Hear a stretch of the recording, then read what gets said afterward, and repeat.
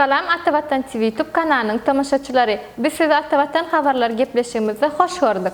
Hormatly tamaşaçılar, bugün size yeni bir halkara uçar gatnawy barada habary dikkatinize ýetirýäris. Hormatly tamaşaçylarymyz, uçar gatnawy barada habara başlamamyzdan ozal 27 aprelde ýani Gadir gejesi güni Ufatlar Atavatanyna atly täze gepleşigimizi size ýetirýändigimizi habar berýäris. Hormatly tamaşaçylarymyz, Russiya Federatsiýasynyň Aşgabatdaky ilçihanasynyň Telegram jemgyýetçilik toruna berýän maglumatlaryna görä, şu ýylyň 29 aprelinde Aşgabat Moskwa uğru boýunça ýürüýti uçar gatnawy amal aşyrlar.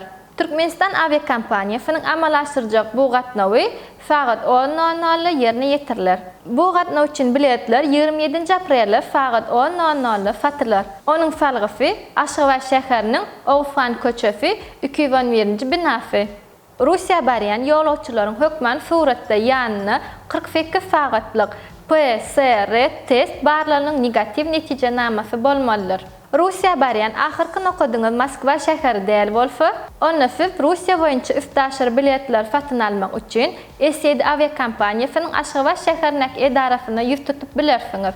Onuň salgysy Anyazow şaýoly 174-nji jaýy. Habarlaşma üçin 12 21 05 93 864 03 37 03. Mälim bolýaly size ozal hem habar berişimize görä, Aşgabat Moskwa uğru boýunça ýürüýti uçar gatnawyndan başga-da Türkmenistan Türkiýe ugurly gatnawlar hem amal aşyrylýar. Türkiýanyň Türk Hava ýolları aviakompaniýasynyň şu ýylyň 1-nji maýynda Istanbul Türkmenbaş Istanbul uğru boýunça ýürüýti uçar gatnawyny amal aşyrmagy meýilleşdirilýändigini ozal hem size habar berdik. Mehriban müştaklarym, size ýen bilýäňiz, ýürüýti uçar gatnawy baradaky habarlary ilkinji bolup biz size ýetirýäris. Şonuň üçin hem ýakynda ýene-de uçar gatnawlar barada habarlary bilmek isleseňiz, kanalymyzy izlemagy dowam ediň. Gepleşigimiziň indiki sanyna görüşýänçek, hoş, sag bolun.